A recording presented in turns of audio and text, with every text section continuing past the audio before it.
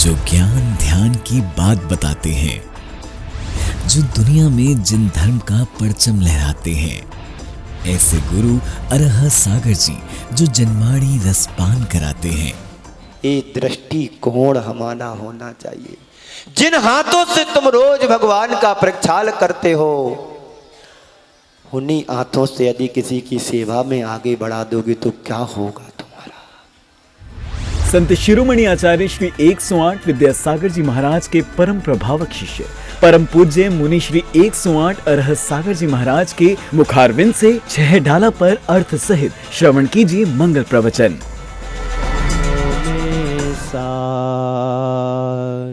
वीतराग विज्ञानता शिव स्वरूप सेविकार, नमहु त्रियोग समार कई। बोलिए तीन भुवन में सार।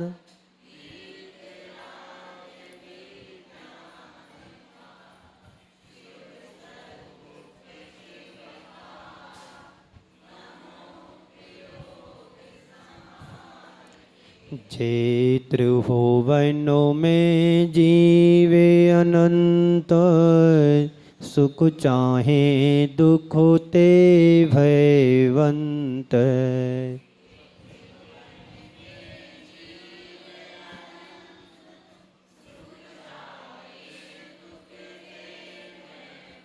ताते दुख हारी सुख कार, कहे सीख गुरु करुणा धार।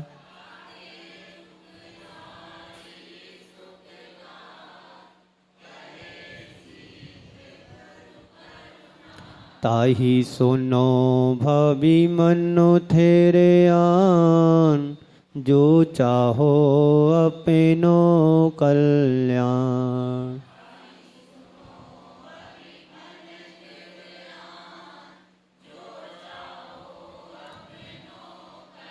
मोहे महामदु पियो अनादि, भूल आपे को भरमतो वादी।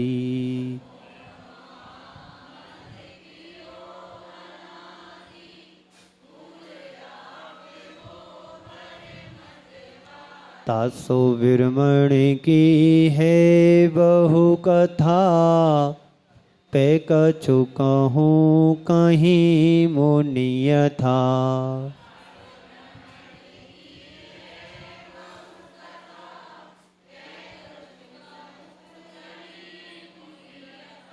काली अनंत निगोद मझार, वीत्यो ये केंद्री तन धार।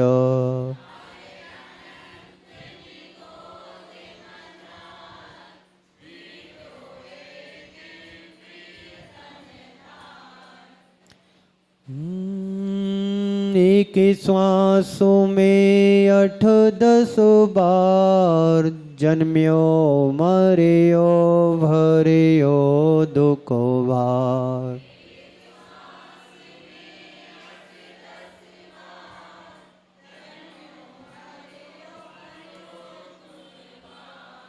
निकसी भूमि जल पावको भयो, पवन प्रत्येक वनस्पति थयो।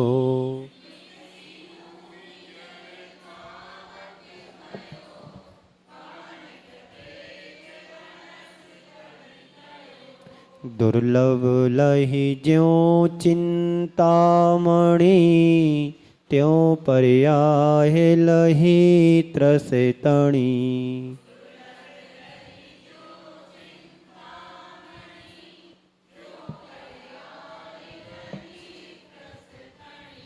लटु पिपील अलियादि शरीर, धर धर मरियो सही बहु पीर।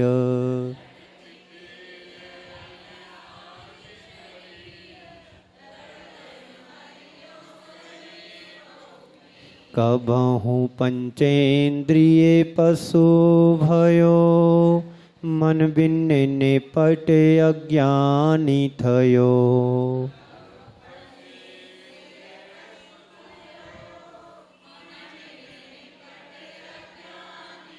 सिंहादिक सैनी है वे क्रूर, निवल पशु हति खाए भूत।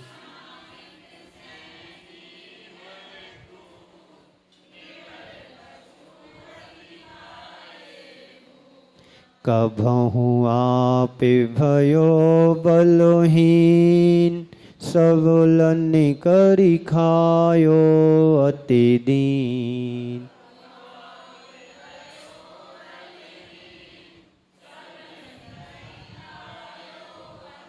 छेदन भेदन भूख प्यास, भारे वहन हिमे तपोत्रास।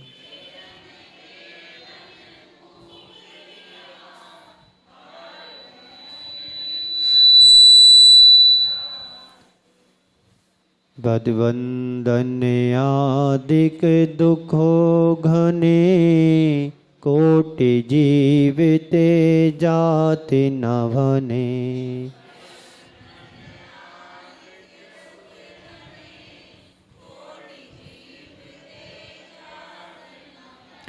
अति संक्लेश भावते मरियो, घोर शुभ्र सागर में परियो।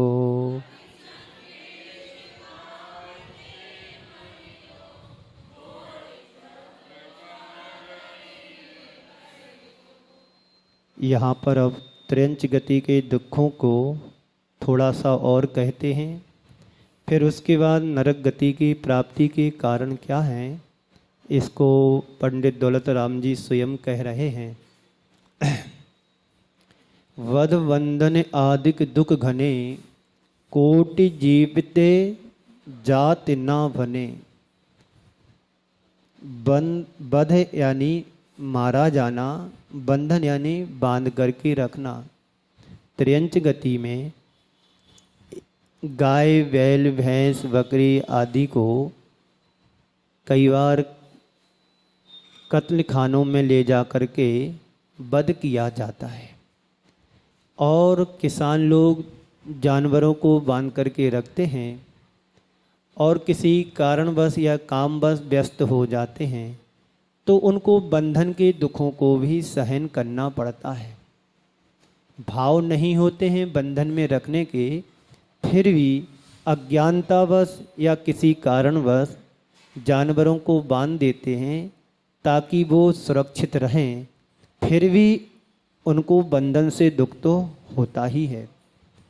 दुख घने, इतने अधिक दुखों को त्रयंच गति में यह जीव वेदन करता है, भोगता है। जिन्हें कोटि जीविते जात ना भने, अर्थात एक साथ एक जीव से कहें, दो जीव से कहें, तीन से कहें, नहीं, करोड़ों व्यक्ति मिलकर के यदि उनके दुखों का वर्णन किया जाए तब भी वर्णन नहीं करते हैं, इतने ज़्यादा दुख त्रयंच गति में होते हैं। ये तो हो गया त्रयंच गति, दुखों को हमने समझा है, मारा जाना, बांधा जाना, और भी कभी बलहीन हुआ तो अपने से बलवान जीवों के द्वारा सताया गया, मारा गया। जब कभी स्वयं भी कमज़ोर हुआ तो सबने मिलकर के उस प्राणी को मारा, पीटा, खाया, सब कुछ किया। छेदा जाना, भेदा जाना, भूख प्यास, सर्दी गर्मी के आदि आदि दुखों को, त्रास को इस जीव ने त्रयंच गति में प्राप्त किया। अब आज हम नरक गति को प्राप्ति के कारण क्या है तो हम बताते हैं कि नरक गति में जीव कैसे जाता है। आप लोगों को जाना है नरक में? नहीं जाना, कोई जाना पसंद नहीं करेगा। क्यों करेगा? यही नरक जैसा माहौल बना करके रह रहे हैं तो नरक में जाने की जरूरत क्या है ना? जो लड़ते हैं, झगड़ते हैं, हिंसा के काम करते हैं, यही तो नरक है। भले स्वयं उसको दुख नहीं भोग रहे हैं, पर आपस में जब लड़ते झगड़ते हैं तो नरक जैसी वेदना तो होती ही होगी। वही बात यहाँ पर कह रहे हैं, अति संक्लेश भावते मरियो घोर शुभ्र सागर में परियो। कैसे मरते हैं? अति तीव्र संक्लेश परिणामों के द्वारा जो मरण को प्राप्त होता है वो सीधे नरक गति में जाता है। लिखा है अति यानी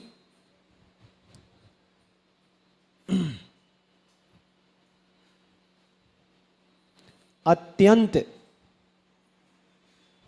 संक्लेश यानी खोटे परिणामों से आपस में एडजस्ट नहीं हो रहा है, सामंजस्य नहीं बैठ रहा है। तो आप लोगों को तो पता ही होगा, दूसरों के अनुभव भी सुने होंगे, है ना। जब आपस में सामंजस्य नहीं बैठता है, खास करके युवाओं में, न्यू जनरेशन में, तो क्या करते हैं? या तो जहर खाते हैं, या फांसी लगाते हैं, या किसी अन्य तरह के कार्य कृत्य कर लेते हैं। तो ये साधारण व्यक्ति नहीं करेगा, कोई भी मरना नहीं चाहता है। लेकिन जब उनके अंदर तीव्र अति संक्लेश भाव होते हैं, अब वो सोचते हैं मर जाना ही ठीक है। या तो छलांग लगाएंगे, या आग लगाएंगे, या फांसी लगाएंगे, या जहर खाएंगे। तो यही बात यहाँ पर कह रहे हैं, अति संक्लेश यानी अत्यंत खोटे भावों के द्वारा, भावते अर्थात भावों से, मरियो यानी मरा तो घोर शुभ्र सागर में परियो। घोर शुभ्र सागर में यानी नरक रूपी सागर यानी समुद्र में क्या हो गया? जा पड़ा। जो भी तीव्र संक्लेश परिणाम करते हैं, दुखी होते हैं, वेदना को सहन नहीं कर पाते हैं, वह जीव यही कृत्य करते हैं कि अब सहा नहीं जाता है, रहा नहीं जाता है, वेदना इतनी हो रही है कि मर जाना ठीक है। मरने का भाव कौन लाता है? मिथ्या दृष्टि जीव, सम्यक दृष्टि नहीं लाएगा। उस वेदना को सम्यक दृष्टि जीव सहन करेगा।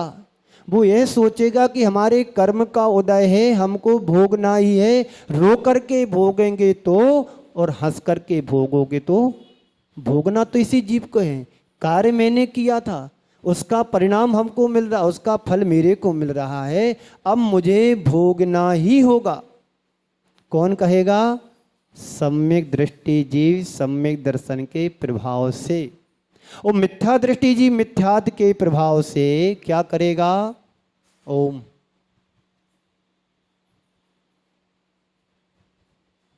मिथ्या दृष्टि जीव क्या करेगा?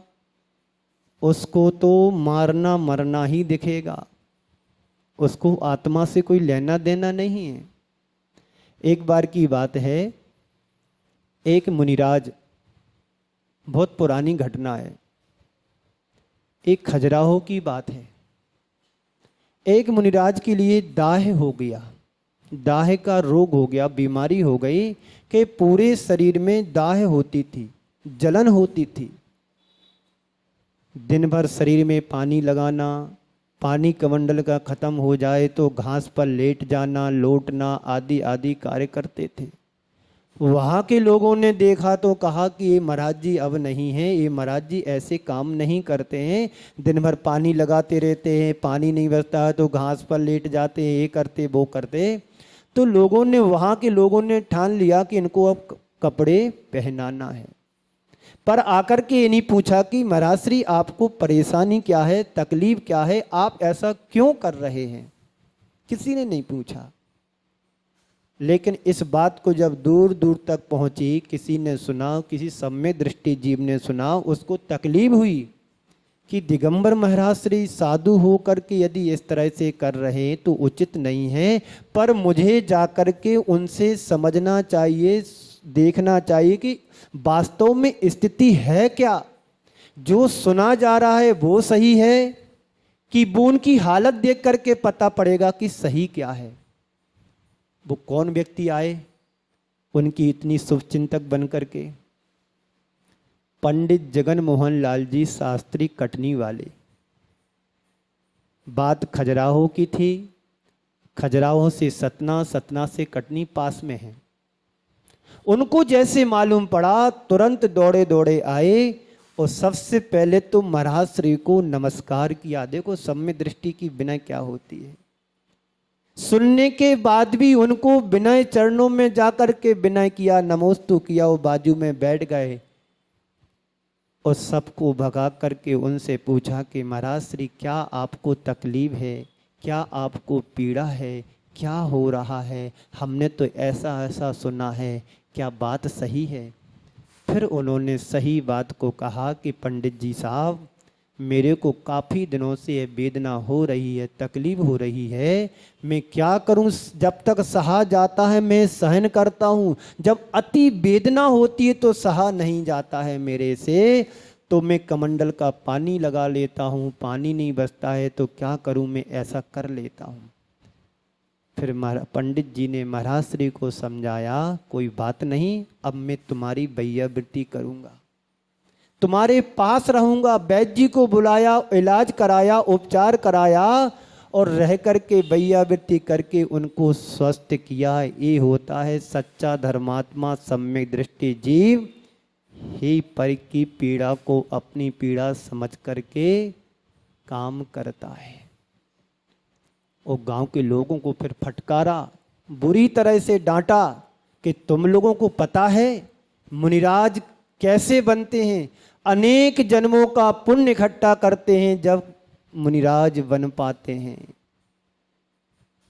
कपड़ा पहनाना तो सरल है, उतारना कितना कठिन होता है। आज कहा था सुबह, सांप ने काचली छोड़ी है ना, वस्त्र छोड़ो, जो भी था, जहर तो छोड़ो। सर्प कांचली को छोड़ देता है पर जहर नहीं छोड़ पाता है। कपड़े उतारना इतना हंसी खेल नहीं है और तुम लोग पहनाने की सोच रहे हो। धिक्कार है तुम लोगों के जीवन के लिए। कभी आकर के साधु के पास विनय से पूछा कि तुमको क्या तकलीफ है, क्या परेशानी, क्या वेदना है? और इनके स्थान पर कोई अन्य श्रावक कोई होता, सहा नहीं जा रहा है, अब तो सुसाइड कर लो, इसी में उद्धार है, कम से कम इस वेदना से तो बचेंगे। बात समझ में आई? मैं 2017 में आष्टा मध्य प्रदेश में था। सत्य घटना है। एक व्यक्ति को बहुत वेदना होती थी। एक दिन वो किसी की अर्थी में गया, शमशान घाट, वहाँ जला करके जिसके सानिध्य में जिसके लिए गया था वहाँ सब करके आया और स्वयं बोल करके आया कि मेरी भी तैयारी रखना, कल मैं आऊँगा। वहाँ पर कुछ पैसे लगते हैं लकड़ी वगैरह के लिए, जो कुछ व्यवस्था होगी, रसीद बनवा करके आया कि कल मैं आऊँगा। और आकर के उसने शाम को रात में जहर खा लिया और मर गया।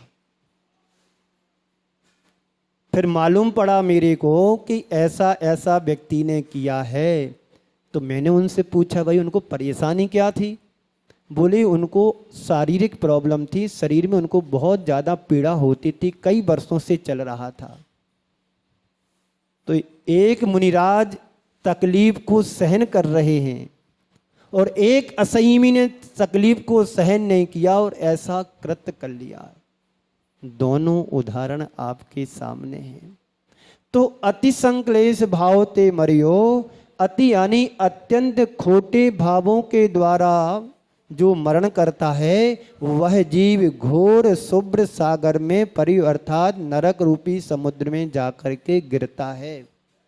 जितने भी सुसाइड करते हैं, चाहे जहर खाते हो, चाहे मतलब फांसी लगाते हो, चाहे आग में कूदते हो, कुछ भी करते हो, वो सब साधारण व्यक्ति नहीं कर पाते। उनके अंदर तीव्र परिणाम, संक्लेश परिणाम होते हैं, तभी ऐसे भाव होते हैं। और यदि उसी समय नरक आयु का बंद हो गया तो पक्के में जाना ही है। कोई बचा नहीं सकता। और सुनिए नरक गति के दुखों को। यहाँ तो हम शांति से बैठे हैं, है ना, तकलीफ तो नहीं हो रही यहाँ बैठने से। भूमि को स्पर्श करने से अच्छा लगता है ना, कंकड़ पत्थर तो नहीं पड़े हैं, जमीन पे नहीं बैठ पाते तो स्टूल पर बैठे हैं, चटाई पर बैठे हैं, और है तो कुर्सी पर बैठे हैं, कोई तकलीफ नहीं है। पर नरकों में कोई व्यवस्था है क्या? वहां तो स्पर्श करने से इतना भयंकर दुख होता। तो कह रहे हैं, सुनो क्या कह रहे हैं। तहाँ भूमि पर सत्य दुख ये सो, बिच्छू साहस डसे नहीं तिसो। बोलिए।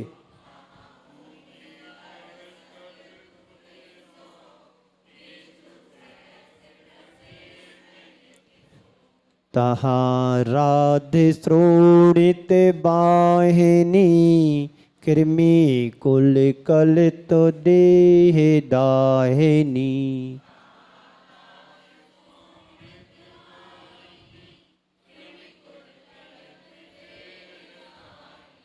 तहाँ भूमि पर सत्य दुख ये सो, बिच्छू सहस डसे नहीं तिसो।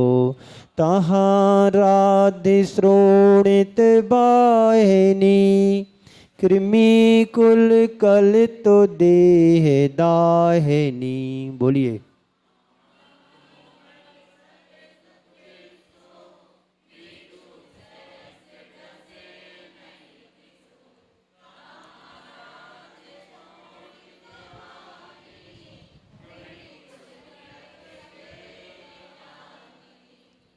तहाँ, तहाँ यानी कहाँ, कहाँ यानी वहाँ नरकों में, तहाँ यानी उस नरक में, भूमि यानी जमीन को, परसत यानी स्पर्श करने से, छूने से, इसो यानी ऐसा, दुख यानी दुख होता है। कैसा दुख होता है? तो सुनो। सहस यानी हजारों, बिच्छू यानी बिच्छुओं के, डसे यानी काटने पर। एक बिच्छू काटे तो कितना दुख होगा, दो काटेंगे तो कितना दुख होगा, तीन बिच्छू एक साथ काटे तो कितना होगा, और 300 काटे तो कितना होगा दुख। लगाओ हिसाब। एक मच्छर काटे तो कितना दुख होता, 10 मच्छर काटे पूरे शरीर में तो कितना दुख होगा, और एक साथ 500 काटेंगे तो कितना दुख होगा। नहीं होगा दुख। तो यहां तो कह रहे हैं कि वहां यानी उस नरक की भूमि को परसत यानी स्पर्श करने मात्र से, वहां जन्म लेने मात्र से इतना इतना इतना दुख होता है कि जिसको हम कह नहीं सकते हैं। बिच्छू सहस डसे नहीं तिसो, अर्थात एक साथ 1000 बिच्छू काटेंगे तो उतना दुख यहाँ पर नहीं होता है जहाँ पर वहाँ की भूमि को स्पर्श करने से दुख होता है। यदि यहाँ पर मनुष्य लोक में, मृत्यु लोक में एक बिच्छू एक साथ 1001 काटें तो उतना दुख नहीं होगा, वैसा दुख नहीं होता है कि तहाँ यानी उन नरकों में, उन नरकों की भूमि को स्पर्श करने से उतना दुख होता है। बताइए, किसी की 2 बातें कड़वी लग जाए तो कितना दुख होता है? होता ना दुख? बातों के सुनने से दुख होता है। और नरकों में हम कितनी वेदना सहन करके आए हैं, कितने दिन सहन की होगी। वहां पर तो सुसाइड भी नहीं कर सकते हैं, कोई व्यवस्था नहीं है आत्महत्या करने की। सब आत्महत्या करने की है तो मृत्यु लोक में ही है, त्रियंच गति में भी नहीं है। धोखे से कोई जानवर यदि कहीं फंस जाए वो बात अलग है। मरने की व्यवस्था है तो अकाल मरण यदि है, आत्महत्या करने की व्यवस्था तो मनुष्यों के पास ही है। नरकों में मरना चाहते हैं पर मर नहीं सकते हैं, पारे की तरह पूरा शरीर बिखर जाता है, पर व्यवस्था यह है कि तुरंत अगले क्षण जुड़ भी जाता है। एक दिन नहीं, एक वर्ष नहीं, 10 वर्ष नहीं, सागरों पर्यंत दुख वहां पर सहन करना पड़ते हैं। और एक सागर में कितने दिन वर्ष होते हैं बताओ? वर्ष कितने होते पता है किसी को? एक सागर में कितने वर्ष होते हैं? हैं पंकज भाई, एक सागर में कितने वर्ष होते हैं? जितने कृष्णानगर में वर्ष होते उतने वर्ष होते। ऐसा कह दूं तो कोई गलत तो नहीं है। एक सागर में असंख्यात वर्ष होते हैं। कितने वर्ष होते हैं? असंख्यात वर्ष एक सागर में होते हैं। और ऐसे उत्कृष्ट यदि किसी जीव ने आयु नरक की, 7 में नरक की बांध ली तो कितनी है उत्कृष्ट आयु पता है? 33 सागर की आयु है। अब 33 सागर में असंख्यात असंख्यात का गुणा करो तो कितने वर्ष वहां पर कष्ट सहे। मार काट चलता रहता है, 24 आवर्स रनिंग, कोई गैप नहीं। यहां तो थोड़ा ही आराम है। लाइट चली गई तो इन्वर्टर की व्यवस्था कर ली, इन्वर्टर नहीं तो जनरेटर की व्यवस्था करे हैं। बस लाइट हमारी, एसी बंद नहीं होना चाहिए, कूलर बंद नहीं होना चाहिए, फैन बंद नहीं होना चाहिए। सुविधा तो पूरी भोगेंगे। बड़े पुण्य से तो ये धर्म जीवन मिला है, धर्म मिला है। 6 डाला को पढ़ने से लगता है कि दौलत राम जी ने तो कितना निचोड़ दिया है, एक एक शब्द कितना वजनदार रखा है। तो तहां यानी उस नरक में भूमि यानी जमीन को परसत यानी स्पर्श करने से, छूने से इसो दुख, इतना दुख होता है कि सहस्र बिच्छू डसे नहीं तिसो। एक साथ 1000 बिच्छू यहां पर काटे। कहां पर? यहां पर, इसमें मनुष्य लोक में। तो उतना दुख हमको नहीं होगा जितना वहां की भूमि को स्पर्श करने मात्र से होगा। और क्या है, यहाँ पर नदी तो अच्छी बहती है, जमुना पार पे जमुना नदी, बहुत सुंदर पानी है, साफ सुथरा पानी है, सब लोग अपनी प्यास बुझाते हैं, है ना, नहा भी लेते हैं, पानी का यूज कर लेते हैं। कोई तकलीफ होती क्या पानी से? नहीं होती है ना। तो सुन लो कैसी तकलीफ होती है। वहां पर भी तो नदी है। कहां पर? जहां की चर्चा कर रहे हैं। तहां राध श्रोणित वाहिनी, कृमि कुल कलित देह दाहिनी। तहां यानी उस नरक में कृमि कुल कलित यानी छोटे छोटे क्षुद्र कीड़ों के समूह से भरी हुई है। क्या भरी है? देह दाहिनी यानी शरीर में दाह पैदा करने वाली, राध या श्रोणित यानी पीप और खून से भरी हुई वाहिनी यानी नदियां, नदी बहती है। पानी नहीं मिलेगा। क्या भरा उस नदी में? खून और पीप भरी हुई है। वास्तव में वहां सही की नदी होगी? नहीं, वहां पर विक्रिया से सारा काम होता है। किससे काम होता है? विक्रिया से होता। वह नार की स्वयं नदी बनेगा, वह नार की स्वयं पीप बनेगा, वह नार की स्वयं खून बनेगा, वही नार की स्वयं सब कुछ बनेगा। जितना कर सकता है सब करेगा खटकरम। और दुख तुम्हें अच्छे से देगा, याद दिला दिला करके। आपने, तुम्हें पता है, आंख फोड़ रहे थे ना, तो हमारी याद दिलाएगा और ला करके गरम तपता हुआ सूजा घुस देगा और आंख फोड़ो हमारी। तुमने परस्त्री का आलिंगन किया है, लोहे की गलम पुतली बनाएगा, उसे चिपका देगा, कर तू खूब कर और ले मजा। तुमने जानवरों को काटा है, अब उसको ऐसे आरी से काटते, दो नार की पकड़ करके, एक उधर पकड़ेगा, एक जैसे लकड़ी चीरते हैं ना, ऐसा चीर देते हैं। तुमने मांस पकाया है, बड़ी बड़ी कढ़ाई कढ़ाई बन जाती वही नार की, और उसमें तेल बन जाता वही नार की, और उस कढ़ाई में डाल देते उसके ऐसे छोटे छोटे पीस करके। ये दुख वहां पर सागरों पर्यंत कम से कम 10,000 वर्ष तो भोगना ही पड़ेगा। और यहां पर अपनी आयु कितनी है कोई भरोसा नहीं। अरे जन्म भी नहीं ले पाते हैं, पेट में ही स्वर्ग को पहुंचा देते हैं, स्वर्ग उतार देते हैं, एवोर्सन करा देते हैं, पेट में ही समाप्त कर देते, जीवन जन्म ही नहीं ले पाते हैं। फिर प्रायश्चित लेने आते, इनको क्या प्रायश्चित दिया जाए? जिसको मानवता का ही जन्म देने का अधिकार नहीं है, मानवता की मानवता पर कोई अधिकार ही नहीं बचा है। तो तहा यानी उस नरक में खून और पीप की बहने वाली नदियां हैं, जिन नदियों में कीड़े, छोटे छोटे क्षुद्र कीड़े हैं, जो हमारे शरीर को दाह उत्पन्न करने वाले हैं।